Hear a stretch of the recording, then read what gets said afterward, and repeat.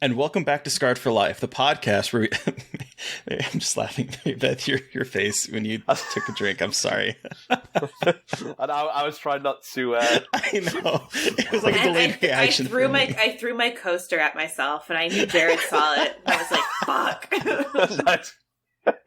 It's not smooth. Anyway. And why does this always happen right before we start to hit record? And welcome back to Scarred for Life, the podcast where we open up old wounds by looking back at the films that scared us as kids. I'm Terry. And I am the ever-graceful Mary Beth.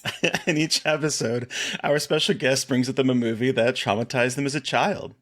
This week, our guest is Jared Rogers, producer and star in the hilarious new pseudo-documentary, When the Screaming Starts. Welcome to the show! Thank you for having me. I'm excited. Yeah, we're excited too. Excited too. Especially with this pick, which might be a little spicy, but we'll see when we get there. Terry has been, just like for context for both Jared and everyone listening, Terry texted me last night saying it's going to be a spicy recording, and I did not know that it would be spicy, because I don't know what this means, and I'm very worried. So I don't know what's happening. All right, but before we do get to all that goodness, let's take it back to the start. How did you get introduced to horror? I'm an only child, so my cousins were kind of my brothers growing up. They're sort of 10 and 12 years, I think it is, older than me. And I think the first horror film I saw was, and it was nearly going to be my pick actually, but I saw that someone else had already done it, was Event Horizon was my intro. And I think I must have been, I want to say like 7 or 8, and they were like the cousins were playing like the babysitter role. I was round at my it was my aunt's house, and yeah, that was, and it was in the daytime as well, but it's still, oh man, I think it was because that's the only time I've not even gone back to watching that, but I just remember there was and I can't remember if it was a flashback or what it was, but there was like a scene in a bathtub and someone slitting their wrists, and I just remember that kind of stuck with me for quite a while as a kid, just kind of that image, and a lot of that. So that was my intro. That movie is so full of horrific images that like I don't like, even as someone who likes extreme horror, it's hard to watch. Like as a 7 or 8-year-old, I wouldn't even know how to process that. Yeah, it was. Oh my God. What an introduction to the genre, though, too. Like, that is like, I mean, I was eased in with like Universal Monsters and, and then like Hammer films. You're just like, here, jump into Sam Neill with no eyes and corpses in tubs and. Yeah. It was. I've definitely got like a lot of the kind of more sort of child's, I guess, sort of friendly Halloween films has definitely been, I'd say, more in the last few years, because my wife's American, and I live in America now, so yeah, so she's introduced me into a lot of her kind of childhood Halloween ones. I forget the name. She's going to kill me, actually. Like, we watched it last Halloween, where it's, I think, is it their grandma's a witch? Oh, Halloween Town? Halloween Town, yeah. I watched that for the first time ever, like, last year, and I was like, yeah, this is much better. I'd have loved to watch this as a child, and not Event Horizon. And oh man, I've actually never seen Halloween Town. Oh my God. Okay, so I watched both as a kid. So I loved both the really cute like Halloween witchy stuff and the scary stuff. So I was just like, Halloween, I was just like eating good because I wanted to be a witch. So like Halloween Town was my dream. And it is so fun. I mean, I haven't revisited it in a long time, so I have no idea how it stands up. But like to me, it's like Hocus Pocus and Halloween Town were like my 2 movies growing up. Like my 2 cute Halloween movies, like those were the 2. And they're the best. Absolutely, yeah. This is not a Hocus Pocus podcast, but now it is. A Halloween Town podcast, but now it is. Yeah, I don't even know when that came out, but I think I was too old for that one, and it was on cable too, right? And I Disney. Never had cable. It was a Disney Channel original movie. Oh, it was a DCOM. Yes, it was. Yes, it was a. Yes, it was in fact. But anyway, going back to Event Horizon. So after that, were you kind of like hooked on horror after that, or were you a little bit like after watching Event Horizon, were you just kind of like diving in? I was probably a little bit kind of wanting to have the most kind of sort of watered down vanilla kind of movies for I think quite a while, and so just to get over that trauma. But I suppose like it probably started through, I don't know, maybe through like cartoons. I think maybe like with like the more kind of sort of adult themed ones, like South Park was in its, I don't know what like season it was when but again it was the same cousins babysitting me, watching that far too young, and even though most of the maybe more extreme words were bleeped out, there was still kind of ones that I probably shouldn't be hearing, and obviously humour that probably I should have been exposed to. So I think like kind of that, and kind of that sort of, I guess, low level sort of violence in South Park and The Simpsons. And there was also, and I've never been able to find it, I think was it called like the God, was it God, the Devil and Bob or something? Was I don't know how many seasons it ran for, and I can't remember what channel it was on in the UK, but that was I think there was kind of like low level sort of kind of horror, obviously, kind of sort of moments where you sort of see hell and things like that. So that was kind of from the extreme kind of Everest of Event Horizon to kind of going through the kind of sort of cartoon stuff, and then going into the sort of what my pick is for this kind of stumbling upon this film. I've never heard of the God, the Devil, and Bob, but I'm looking it up right now, and it was on NBC apparently. I've never even heard of it. I had never heard of it. Wild. Yeah. Huh. It was, I think, because we had, like, at that age, I think we just had 5 channels, and maybe Sky was just out, but it was like Sky in its early, not like Sky Digital now, where there's just hundreds and hundreds of channels. Right. So yeah, I think maybe it was like Channel 4 or something, but yeah. Were you a scared kid growing up? Did horror movies like terrify you a lot? Yeah, I was definitely that. I was never like left on my own as a child like that much, but like I think when I got to a certain age, like my sort of parents were like, "Yeah, you can look after yourself, right?" Because my dad would work away like for like so many weeks at a time, and like my mum would work sort of like different sort of shift stuff. So yeah, sometimes if it wasn't my grandma looking after me, it would be sort of in the house on my own, and just that kind of very imaginative child and any sounds. And I think we did have I'm trying to think, I think most rooms had carpets, but it was just that kind of slightly kind of creaky as soon, especially in like the winter time, as the kind of the heating, the central heating would come on, and you just hear these kind of like sort of squeaks and creaks of the floorboards, and winter as well, like even this kind of time of year in the UK as well, just it gets dark a lot earlier as well. So just even like you'd be walking home from school, and by the time you've got home, it would if it was an overcast day, which where I'm from in England often is, it would be dark really, really early. So yeah, just that kind of sort of really added and sort of played to that sort of spooky season as well. Cool. I can relate to that because I grew up in Alaska, and by the time in the wintertime, it was like you get home from school and it's dusk out already. So I can relate. That's crazy. That was so you're used to the cold weather. Oh, I love the cold weather. This is my perfect weather right now. It's so nice. Give it to me. Weirdo. But then, Jared, do you still get scared watching movies, or are you more of a jaded horror fan like some of us? I'm trying to think what I've seen recently that's kind of I definitely do get scared. I'd say more like the psychological ones. I think the ones that kind of could be kind of really happen. I think are the ones that sort of stick with me. Like I've definitely gotten a lot better with like gore and kind of other blood stuff. That was something that I was sort of maybe Event Horizon. I was like, I've had my fill for a few years, and would kind of sort of draw to the ones where whether it was an actual monster or it was a person that would sort of be hidden and hinted to.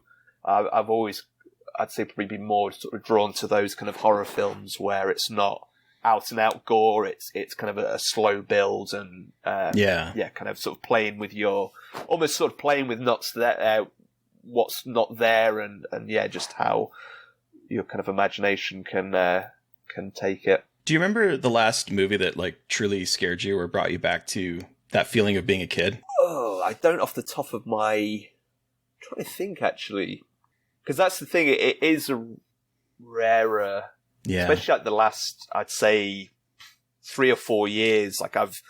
With obviously like kind of doing the film that we've worked on, I've not actually watched that much. There's a whole list, like ever-growing list of films that I still need to watch. Like, because I seem to like sort of draw myself back to things I've watched before and I just enjoy, because like kind of watching a film or a TV show is like, yeah, in the last few years has been such a rarity that I kind of almost just, it's that kind of like comfort food of, I know, right. Yeah. I know I love this, I know I love a margarita pizza or whatever, peanut M&Ms, so I'll just go with that rather than sort of exploring. But I'm trying to think, and this isn't nowhere near as this the last film, but I was just thinking of the film like Signs, and I watched this when it was in the cinema, and obviously it's like decades old, but like kind of like those sort of ones, like the jump scare ones, kind of sort of again stuck with me, even though I wasn't sort of thinking there was an alien in the bushes and we didn't have Right. cornfields where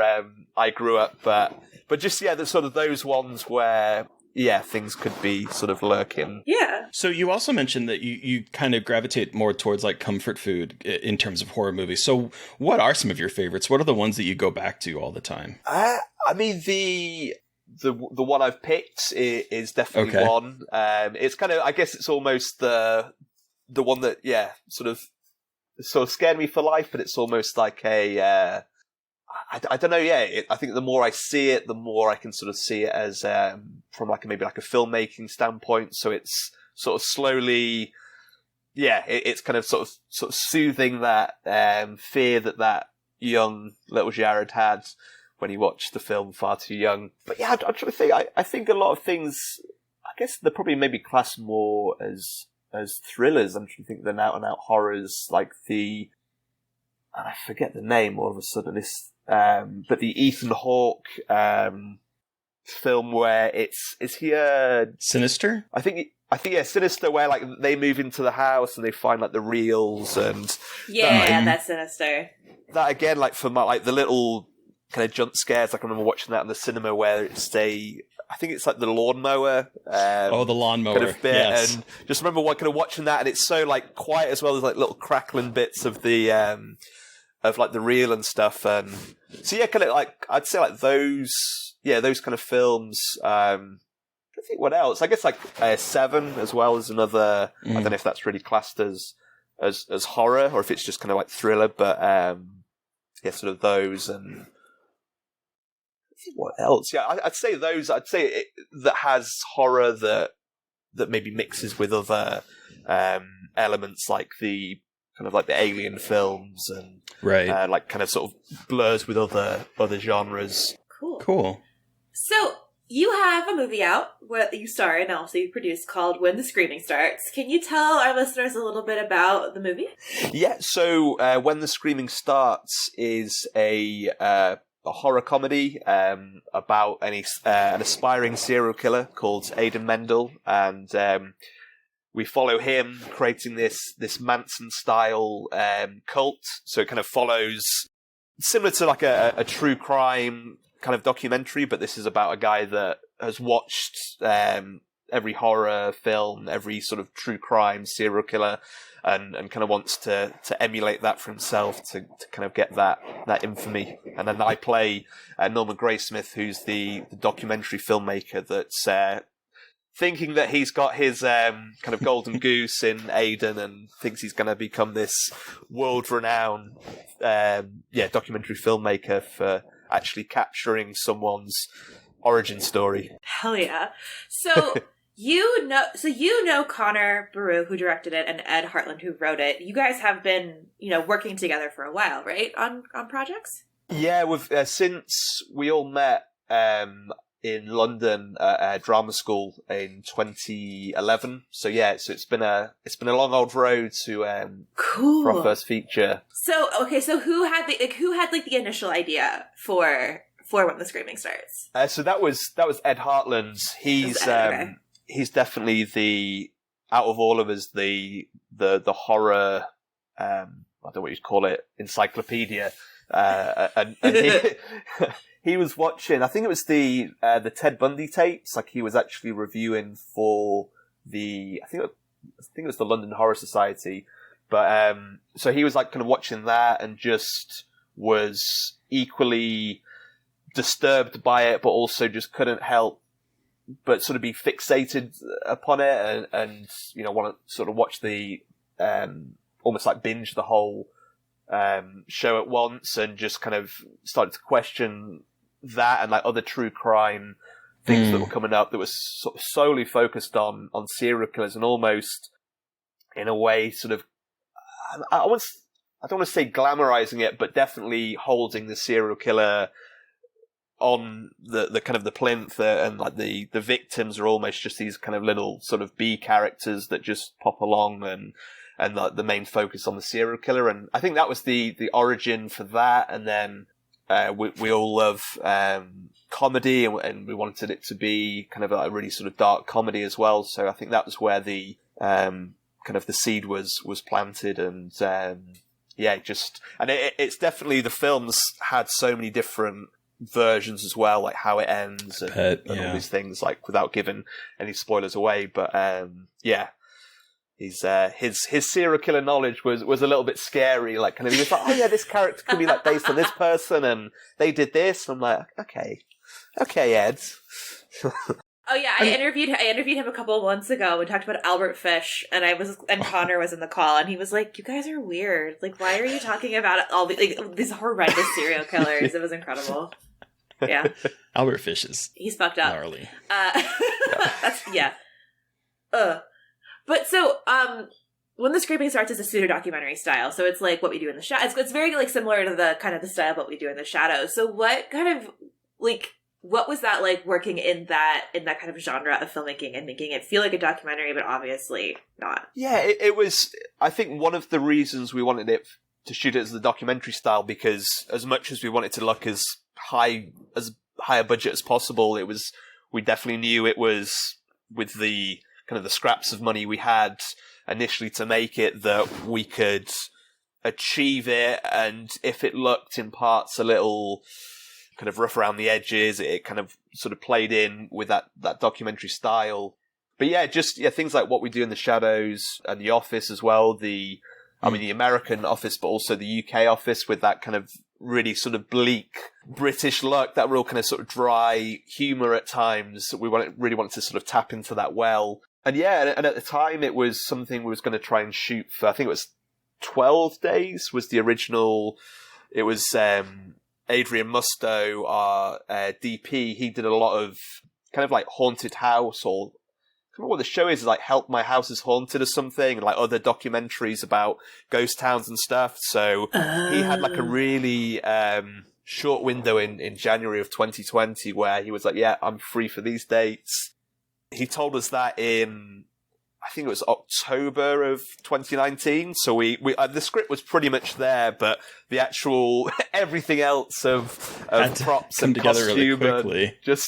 So it was a lot of Connor, Ed, and myself. WhatsApp groups, staying up till the early hours and getting up early and looking. I don't think I've looked before then or ever since for women's costumes. Like, just I remember us being in, after doing like a location run, I think it was in, I don't know if it was like a McDonald's or something, at like 10 at night. It was like the only thing that was open on a Sunday, and we like just had like, my laptop was just all huddled around, like looking at 20 tabs open of like, oh, this, like, is this dress for Claire? Is this like, we need like a pink jumper that's got a skull on and all this. And just like, if anyone looked over, just these like three guys, like, what are they doing? Like people just like mopping the floor in the background, just like looking over our shoulders. Just, should we call the police? Like going, oh, well, we need some fake blood for this, or that, or this, we need 3 of this because, if we get too much fake blood, or we need to do reshoots, and just our internet history must have been very questionable in the months leading up. Somewhere. Just our order history was lots of Yeah. Lots of fake blood. Absolutely amazing. That's awesome. Okay, so do we want to talk about the movie you brought with you today? Jared, what movie did you bring? All right. So yeah, I have brought today Halloween, the original, the 1978 John Carpenter. Finally, we're talking about Halloween, and it is in the month of October. It is very exciting. So, for those of you who have not seen Halloween, 1, go watch it really quick, but 2, here's a synopsis for Halloween. 15 years after murdering his sister on Halloween night in 1963, Michael Myers escapes from a mental hospital and returns to the small town of Haddonfield, Illinois to kill again. To kill again. Bum, bum, bum. Okay, so take us back. You told us that this is a movie that has become like a favorite from when you used to terrify you. But take us back to that young Jared. When did you see this? How did you see it? Why is it your Scarred for Life story? Give us your horror story. I'm pretty sure it was 12 years old. I was either 11 or 12 when I watched it, and it was. I think it was that because my birthday's at the beginning of October, so I think for my birthday had a very small, very boxy TV in my bedroom. Was I think it was a birthday and Christmas present. One of those where you kind of, at that age, you kind of forget when it turns around to Christmas, and they're like, "Oh, remember the TV we got you as well." So right. that was joint. But so that was the first time having a TV in my bedroom, and there was obviously no. I think I had I can't remember what the brand was, but my dad had it, I think, from work. It was like almost the size of like a Nintendo, is it Switch or whatever? Like they have like all the cool kids have now, the PSP, maybe like a little bit bigger than that. But it was this really old style TV that had this like really kind of long kind of silver aerial. So, and you occasionally could get TV on that. So I guess I did have that, but it didn't really work very well and needed a lot of big batteries, so it wasn't on that often. But so this was like the first time I had some form of kind of like entertainment or kind of access, I guess, to like the outside world. There was no mobile phone or no social media or computers, anything like that. So it was a real like window into like lots of films, and Halloween was. I'd actually watched it on Halloween night as well, so it was like an extra thing, which was really cool. And I think it was like a few. It wasn't long. Like I remember I'd watch TV, and I guess like from a kid, even before I had the TV, I was quite a night owl. So I'd be up super late, and my parents, and I don't know why they thought I would never discover this, but they had like. And they probably still make them now, I don't know, but like the power line to the TV, before it went into the socket, there was like a little like timer that you could set, where they could set like a certain bit, almost like a thermostat or whatever, when it would just cut the power out for that. Just cut plug. The power, yep. So sometimes it'd be like watching, this was like, maybe like the first week or so of having this like brand new present, and like the TV at like 10 o'clock at night or something would just cut out. And I'd be like, what is this? And I didn't want to say to them, because I didn't want to like say, I think the TV's broken. And then I discovered that, I was like, maybe it's like the power socket, and I'll change that. And I had this like bunk bed. I moved the bunk bed out and saw this little dial. And then it took me a while to like realize what it was. And then, because it was hidden, like the bed kind of hid it as well. So I unplugged it out and kind of sort of tucked it at the top of my bed and pushed the bunk bed back. And my parents never, I think even to this day, they never sort of knew about that I was watching TV till like all hours. But so Halloween night, I'm up very late. I think it was maybe like a sort of 10:30, 11 or something. I think it must have been on BBC because there was no like ad breaks, like and that's like the TV had like 5 TV stations, and 1 and 2 was BBC 1, BBC 2, which you pay in the UK. You pay a TV license, and that's the BBC gets that money, so they don't have to put like ads on. So there was no like intermissions or anything like that, and I had to keep it like really super low because again, like my parents. was kind of thinking that, I should be in bed and there's no TV. And I just remember kind of being sort of sat on the top part of the bunk bed, like near the window. The TV was kind of on that side, so it was like the other side of the wall where my parents' room was. And just watching this film and kind of mesmerized. I think it's still my favorite theme tune as well. Just kind of that score and just sort of drawing you in. And I think it's just like the build up to it as well. Just this, because even though it wasn't in a cinema, the room was pitch black and right. You just kind of.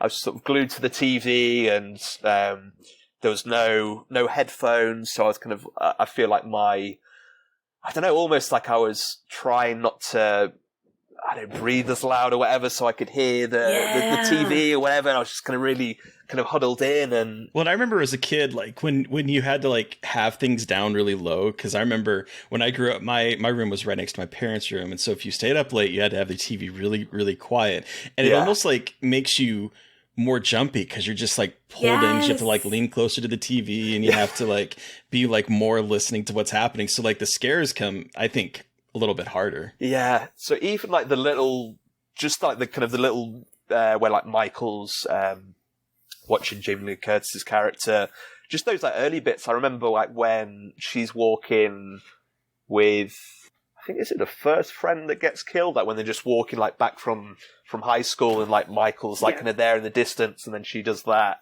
Like she sees it as she sees him, and then the friend's like, "There's no one there," like thinks like the guy behind the bushes, and there's not. Like even like bits like that, which now in later life I'm kind of like, oh, it's cool, but like as a kid I was like, even like those bits, just and I think there was like the little bits of kind of undercurrent of score there as well that would sort of make it even more.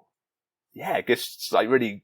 I guess maybe not that part was terrifying, but definitely it kind of started that fear, and sort of that the heart started to beat a little faster at those points, and just obviously when the kitchen knife is put to use, and just I don't know, just I think the fact that he never like runs as well kind of freaked me out even more. I don't know, just that kind of just sort of slow, this expressionless mask as well. It's not like he's got, I'm trying to think of like Nightmare on Elm Street or things like that, where it's quite a grotesque. Yeah, and so so like I hadn't actually seen the first Halloween until college, and I watched horror movies a lot as a kid, but it was one of those movies that like I actually was really scared to experience, because Michael Myers, because of that mask, it being so blank, it really freaked me out.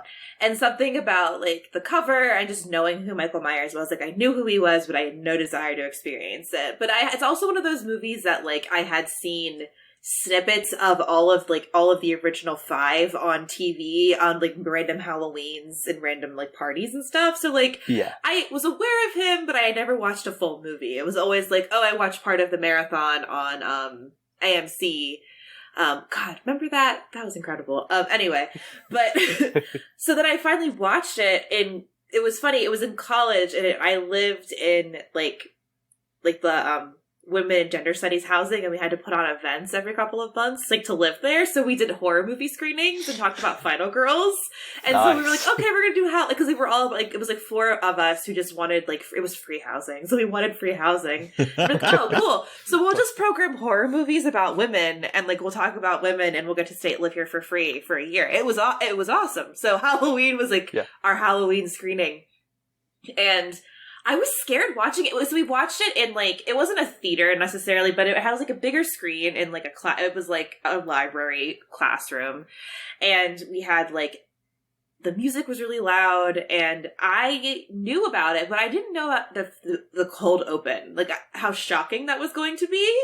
Like that cold open is, I just feel, one of the most perfect ways to open a movie I've ever seen.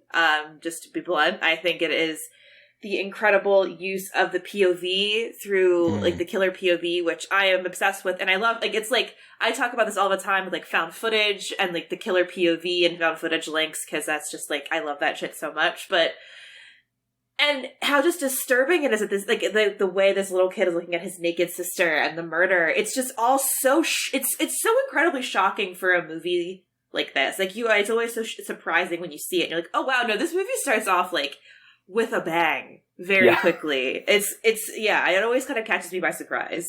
I'll say it does weird me out though that when she gets stabbed, that like it almost sounds like she's moaning. It's very sexualized and it's a little weird. Yeah. especially with the reveal that it's Michael and he's like, you know, her brother. It's like, oh, Michael, and then she's like moaning, and it just like really weirds me out a bit. I'm gonna be perfectly honest. Yeah, and I like watching. Yeah, I didn't notice this as a kid really, but kind of like rewatching a lot later in life how Jamie Lee Curtis's character, especially, like has kind of all those tropes of like her running away and kind of like sort of tripping up on almost nothing and making, and you know, obviously like you're scared for your life, but I don't know, it feels like almost that over kind of amped of the screams and the distress. I don't know, it almost overly, she's this kind of sort of sweet innocent person, and just like you said, like not her like making like moan sounds or anything, but just that over, like if she falls over, it's just a really kind of dramatic thing that is, I guess, maybe sort of still see it, but it's, I don't know, don't see it as often, like kind of these days of how kind of, like sort of like female characters are portrayed, that it's like, well, surely she doesn't need to trip over. Surely there's other ways, film-wise, you can put her in a place of like danger and not just, oh, there's a random little rock. Right. Well, and as I was watching it this time, it like really honed in at how Randy from Scream gets all of his rules from this movie. Like the don't have sex because she's presented very virginal.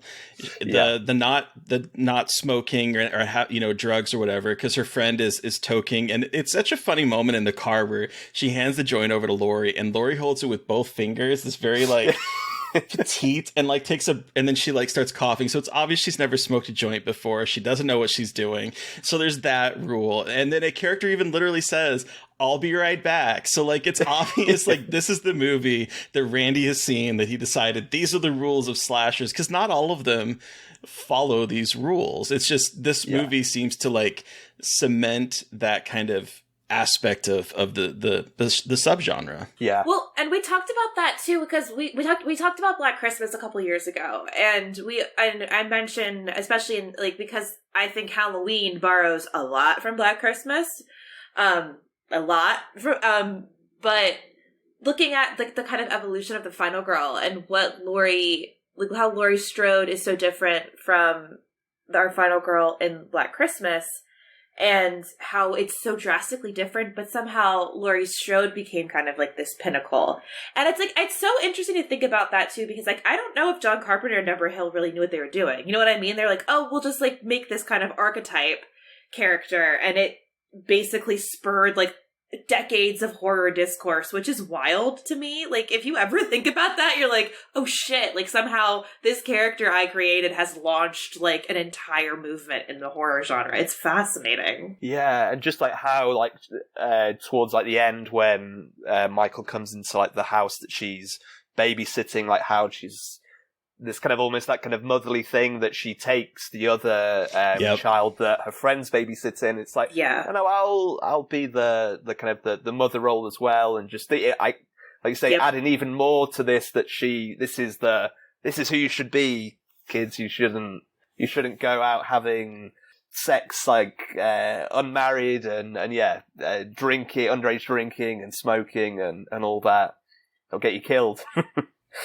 Yeah, definitely created this like very conservative set of like it seemed like a conservative set of rules for horror. Yeah, and it's so funny because like watching more of their movies, like they don't make I don't think they make like super conservative movies. So it's so interesting to see like that evolution with Laurie, because like But at the same time, like I was tweeting about this because I saw the new Halloween movie and I didn't like it, everybody. But about how this movie I think has an incredible handling of female friendships. Like, it's surface level, but I think it has a really good use of female friendships and communication between young women as well, which I think a lot of, like, especially these new ones, like, kind of miss, is these interactions between women in a way that I think, you know, again, aren't perfect, but I think are also very interesting in terms of female friendship and like, looking at Laurie and her friend group.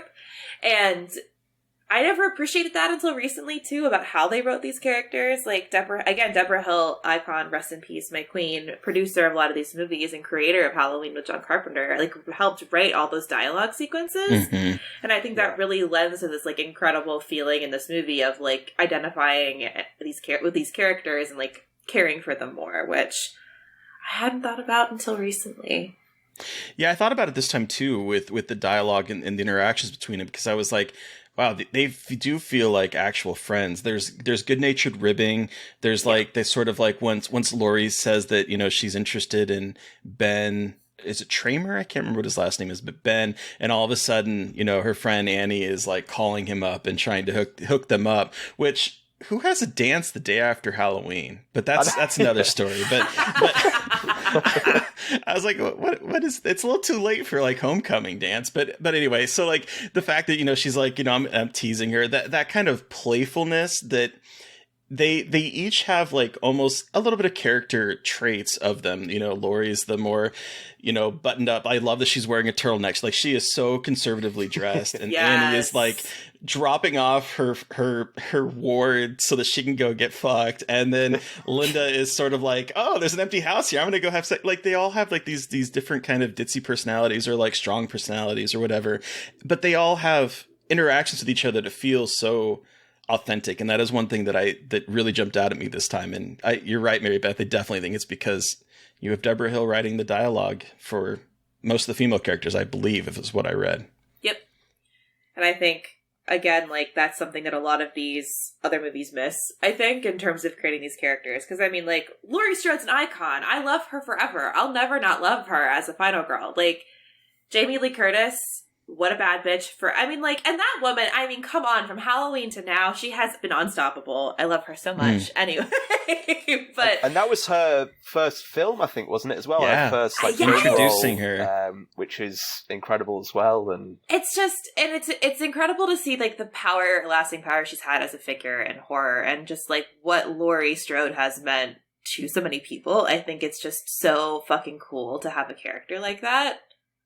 And I just, like, appreciate it every time I watch it, because it's just so fascinating and cool. I keep, like, going back to that about, like, the creating of that character. And, like, you never know, like, they probably didn't go into that thinking we're going to create this iconic figure of horror history, but, like, we fucking did, and it's just neat and rad to see that that happen. Speaking of Black Christmas, though, I do think it's interesting the connection between the two, because Bob Clark and John Carpenter knew each other. They worked on a film, I don't think, that got released. Maybe I can't remember if they did or not, but like there was this moment where and there was like a quote from a 2005 interview with Bob where he was talking about John Carpenter asked him if he was ever going to do a sequel, and he said no. He was through with horror. And then John said, well, if you were going to do a sequel, what would you do? And he said it would be the next year, and the guy would have actually been caught, escaped from mental institution, go back to the house and start all over again, and I would call it Halloween. And so, like, there's always been this kind of, like, thing there that, like, you know, did John pull from that? And Bob is, of course, saying, truth is, John didn't copy Black Christmas. He wrote a script, directed the script, did the casting. Halloween is his movie.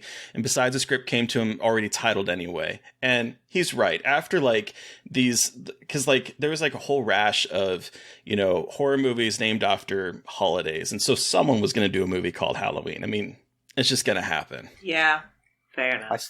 I saw as well that I can't remember, one of the producers as well said that they had this idea about, I think they were sort of trying to find sort of their place in, like, the horror genre, and having a serial killer that goes after either babysitters or goes after which was, like, interesting as well. But I read that about the Black Christmas quote as well, and I thought it was interesting, like how much as well he kind of said, yeah, if there's a sequel, then it'll be like this, and it's like, Yeah, putting that in my own noggin for later. And I mean, it's it's obvious. Like movies are influenced by other movies. It's that there's always going to be that kind of pull from it.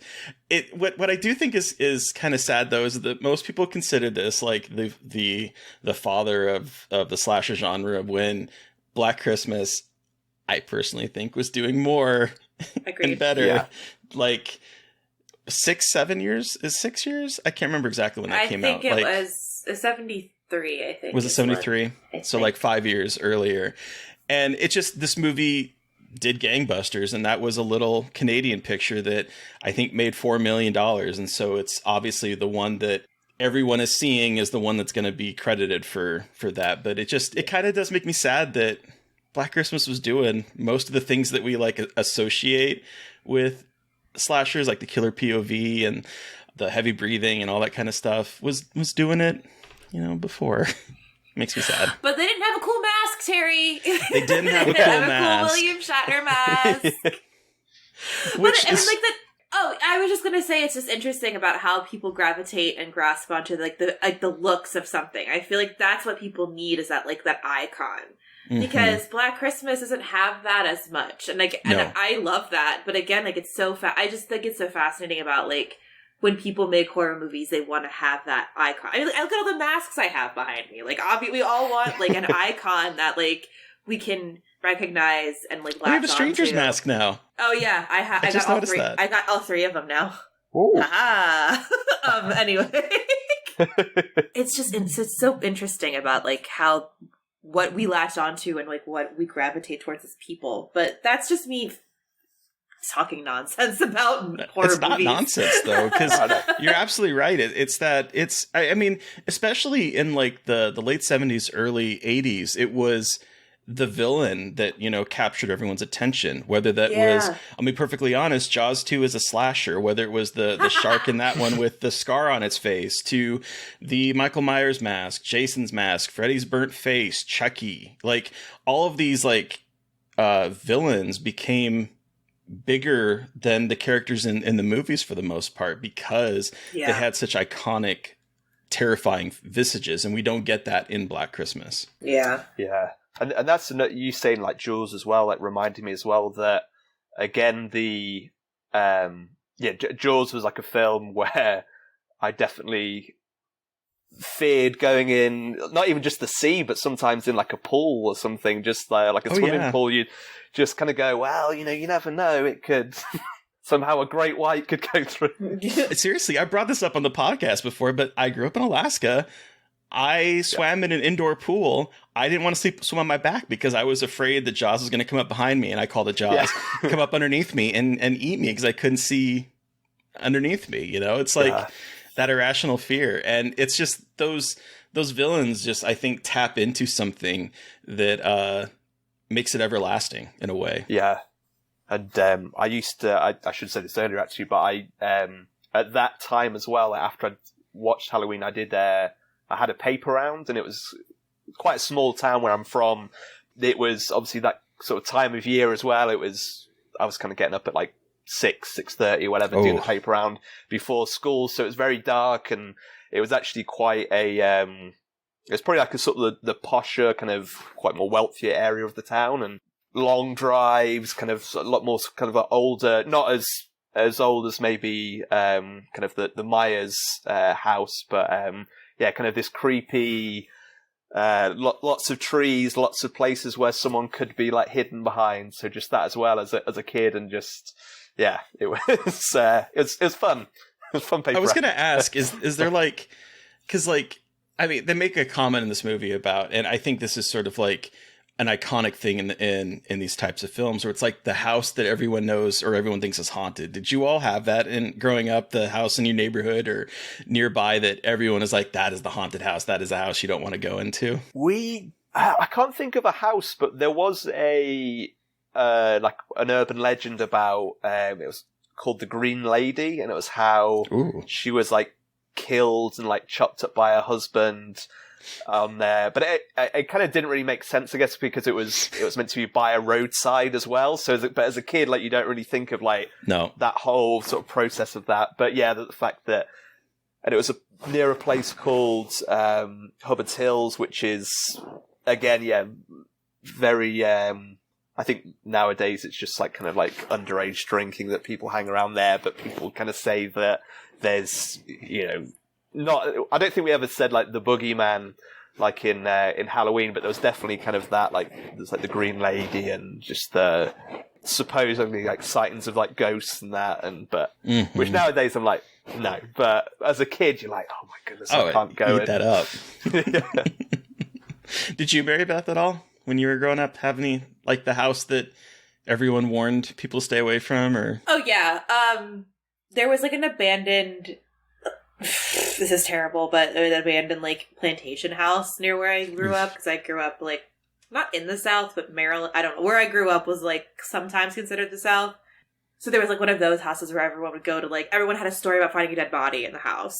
And I would never go in there because I was always too scared. But that's like where everyone like would smoke or like go hook up in the woods. Like I definitely hooked up with a guy in the woods by that house once because I was a stupid high school student. But yeah, like but that one was like deep, and like we had to like go through the woods. It wasn't like in the neighborhood. Oh, wow. You had to like go through the woods to go to it. So you had to like hike to go there. But it was mostly, like, that was the big one. But there was, like, a couple houses with, like, weirdos that everyone said to avoid. But, like, and fun fact, my house was built on the plot of land where everyone would party. And people would say, don't go there, that's where you go party. And then they demolished everything and put my family childhood home on top of it. Wow. I just remember in Alaska, there was always like this one house that everyone said, don't go trick-or-treating there. They're going to put razors in your candy or something. Like that was the big one. Yeah, that was the big one. It's like my parents, I remember, would always check my candy for like, stuff in it, I guess. And that was the one house. Checked my candy too. It was, I thought I didn't realize that was a thing that people actually did. I thought my mom was just crazy. No, my parents did. Wow. Maybe it was to sneak some candy without, telling you, but my parents always went through my candy to see if there was any razor blades sticking out of them, I guess. I don't know. And my mom would throw some away if they looked open. She was like so nervous that weirdos were like giving kids weird candy. Anyway. Apples went in the trash. I had someone to give us toothbrushes. It was so fucking weird. Oh. It was so tacky. I was like, guys, just like turn off your lights. Yeah. Anyway. I don't know if it was the same with, I guess, in America with like kind of dollar bills, but every now and then, like there'd always be like one or two houses where I guess, like the people just didn't want to bother buying sweets, so they'd have like pound coins and then just give that, and then like all the kids would be like, hey, that person over there's giving money, and like people would just like run in and then I think there was like one year, like I don't know, we'd got there or someone else who got there, and there was like kind of done with that. So there's like, oh, sorry, we don't have any more pound coins, but we can give you. And it wasn't quite fruit, but it was something as a kid where you're like, this isn't like a kind of a boiled sweet type thing. And you're like, this isn't, I didn't want this. I do remember the houses that would hand out like the big candy bars. Like you would get like the full size candy bars, and those were the houses to go to. Yeah. I was trying to think when I was watching this last night. I do not remember when I saw this movie. I don't remember how old I was.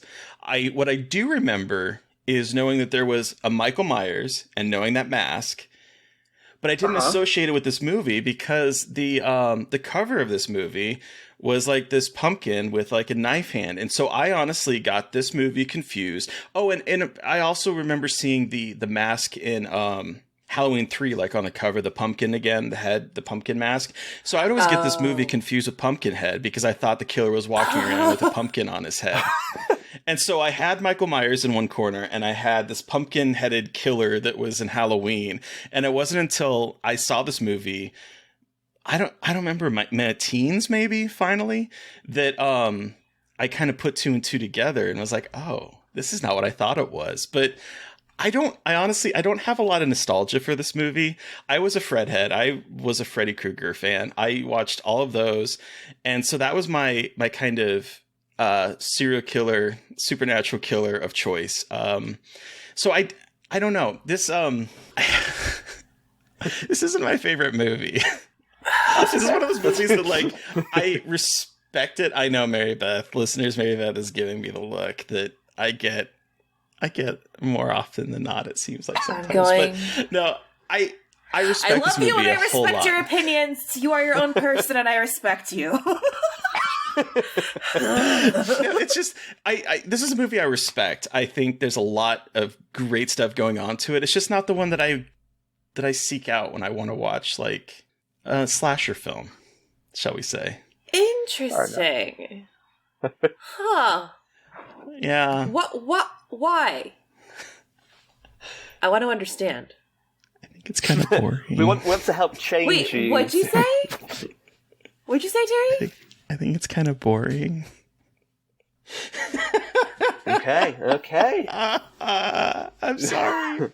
I've known you for 3 years, and you've never revealed this information to me. I feel betrayed. Oh, it's getting spicy. That's the spice that's coming. That's the spice that we was promised. The pumpkin spice. The pumpkin spice. Yeah, okay. I don't know. Like, there's a lot going on here that is really, oh my god, very bad. I feel like this is a good thing that this is like a few weeks before your wedding, so that maybe I can, by the time it is your wedding, we'll just have completely forgotten about this. Make sure you remove all kitchen knives. I'm changing your table to the Halloween table. I put you at the Nightmare on Elm Street table, but now I'm changing it just to fuck with you. As you should. It's the superior movie. I'm gonna kick your ass. No, okay, there is a lot going on here that is really, really quite good. The score is fantastic, although I will say that he repeats the same things a little too much for me. But the score, like that, I know. That theme, though, when that theme comes on in the very beginning of the film, and it's like, it's dark screen, and you just get that theme, I'm like, oh yeah, this is great. And that slow, camera moving in on the pumpkin, absolutely fantastic. The cinematography by Dean Cundy, like, Dean Cundy is a fucking all-star when it comes to being a DOP. The movies he's shot, from Jurassic Park, Apollo 13, all the way back to this, like, he filmed most of the films that I would remember as a child. He did Back to the Futures, he did Hook, Death Becomes Her, Jurassic Park, Casper, Apollo 13. Like, this dude knows how to shoot a movie, and that is one thing that I really appreciated on this watch that I might not have appreciated before, is the way that scenes are staged. There's a lot of use of the foreground and the background a lot in this film that I think is really fucking rad to look at, particularly looking at it now as an adult versus when I probably first saw it. I love the way things are staged in here. I think that's the thing, the lack of cuts, like, kind of nowadays there'll be go into the room and then it'll be a whatever close up and all this other thing, like so cut, but like there's so many scenes when I forget the doctor's name now, but when he first goes into the Myers house with the sheriff, there's really not that many cuts, and like you say, there's just so much of the scene that you can you can see in that, and just I think it kind of adds it in certain scenes, especially when Laurie goes into the house to find Annie and sort of finds before she finds the bodies. There's just like so much. You're like, is Michael going to be there or there? Like, it's not just that kind of close on her. It's wide enough to go. Are we going to see him like kind of creep into frame, and just like how they do earlier when you just see a shoulder or the back of the head, and it's awesome. I think the way that the movie uses Michael he almost like teleports everywhere. Like, there's like a quick shot where he's there and then someone turns away and they're back and he's vanished. He's gone. He's teleported somewhere else. And they do this so much with, like, you're expecting to see him in a shot that by the time you know that he's in the house, like you said, you're waiting for him to pop out at any moment or walk behind her or be like leering at her or something like that. And it does create that sort of dread that you were expecting him to be at any moment, just like there. And that's really good, I think. Yeah, absolutely. And like, even like watching it last week, just to kind of give myself a refresher, just still had all the lights out, and just the slow builds, and it's definitely not the experience I had like kind of watching the first time as a kid, that sort of fear that it put into me, but just the yeah, I don't know, just the appreciation for it and kind of watching, like whenever I see, like a really awesome horror that doesn't have to do too much, like the fact that he doesn't have to run after them. He's this kind of menacing character, and there's not even like that much blood. Like, I guess you still like watching it recently. You do have to suspend belief that how can a kitchen knife go through a body and not only kind of keep I can't remember, like the boyfriend like kind of suspended, but also kind of pinning him to whatever that wall is. But well, also, we haven't talked about my favorite part of this movie, which is Dr. Loomis, Donald Pleasance as the incredible dog. I love him in this. I love him. He sometimes feels like he's in a completely different movie to me sometimes, like with the way he acts. Like, it just feels like so campy, but I love that. Like, it's my favorite. And I love him in all the other movies too, and I just love Donald Pleasance. Am I saying it fancy or not? I don't know how I'm supposed to say it, but I just love him, and I think he's just incredible in these movies and adds this like ridiculous level of like camp to the movie that I don't think was intended, but that's why it's camp to me, because I don't think it was on purpose, and it's my favorite. He's so good. The way he just yells, his eyes are always bulging out of his head, and he's just yelling about Michael Myers. Like, what's wrong with you? It's incredible. It's so stupid.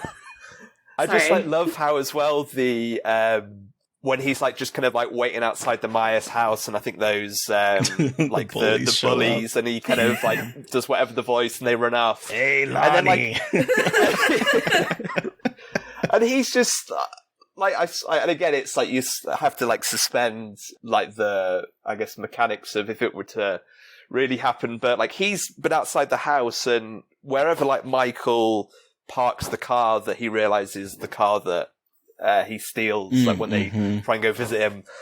Like I'm like, surely you would, because like his reaction to it as well, like just like the way he's kind of just like looking around, and then he's like, wait a minute. It's like, wouldn't you have heard like the car there before? Who put that car there? But, maybe it teleports in like Michael does. Like it just teleports places. Michael Myers is such an enigma, and I love it so much. Like he's just a dude.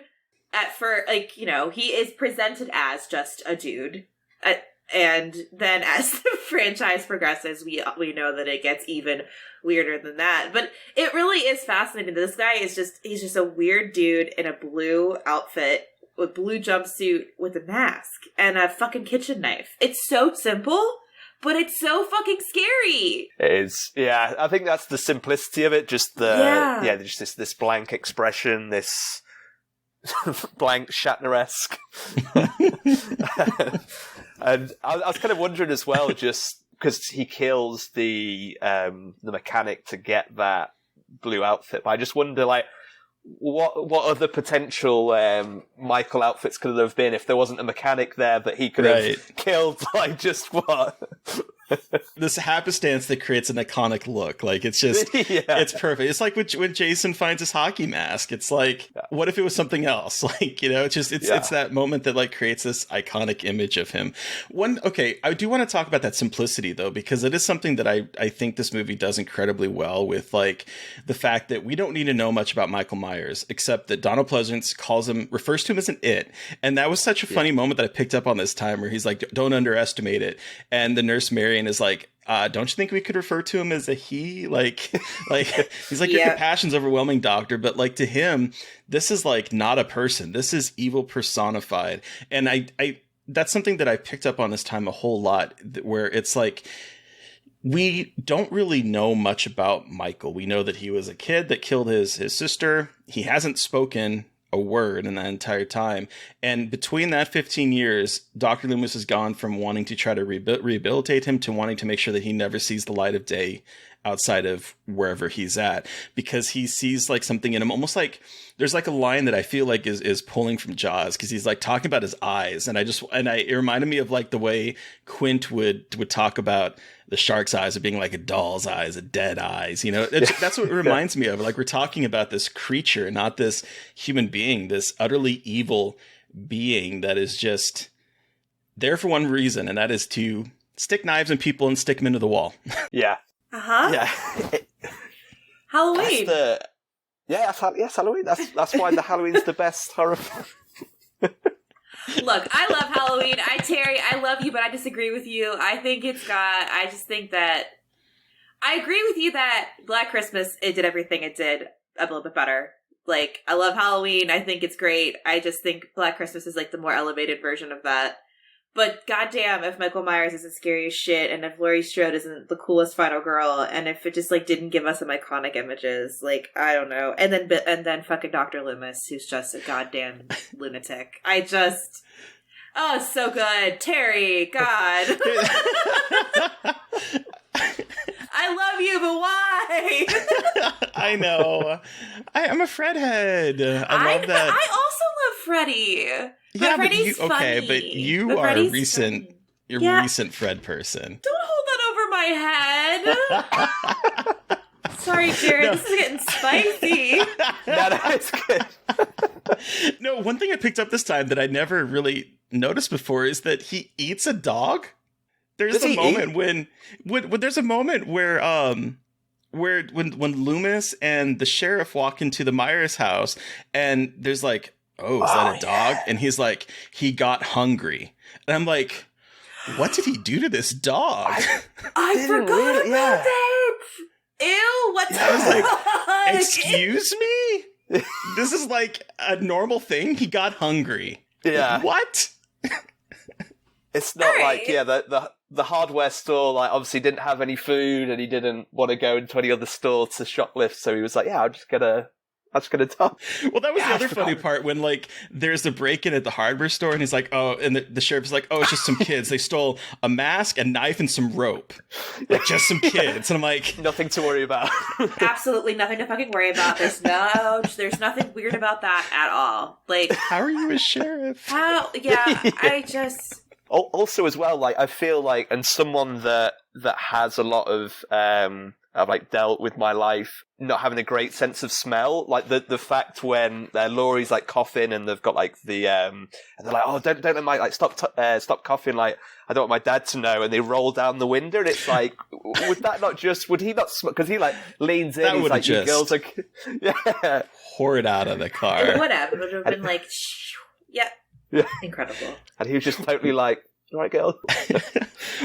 So I'm not really a defender of the new movies. I enjoyed the 2018 Halloween. I didn't really care for the last one, and I have not seen this new one. But there is one moment in here that I thought was kind of interesting in relation to Halloween Kills, because there's this moment where the sheriff is like, I'm going to call people, I'm going to let everyone know, and Dr. Loomis is like, if you alert them, everyone will see him on every single street and every single house. The evil will spread. Every single horse. But he's like talking about how the evil will kind of spread across town and people will start seeing it. And that is kind of what happens in Halloween Kills. That does kind of extend into Halloween Ends too. And that's not a spoiler or anything, but like it's a similar thing. Is in the new one as well. But I did think that was kind of interesting that like they kind of pulled from this idea that like if everyone knows that he's there, everyone's going to see him no matter where they're at, and we're never going to be able to find him.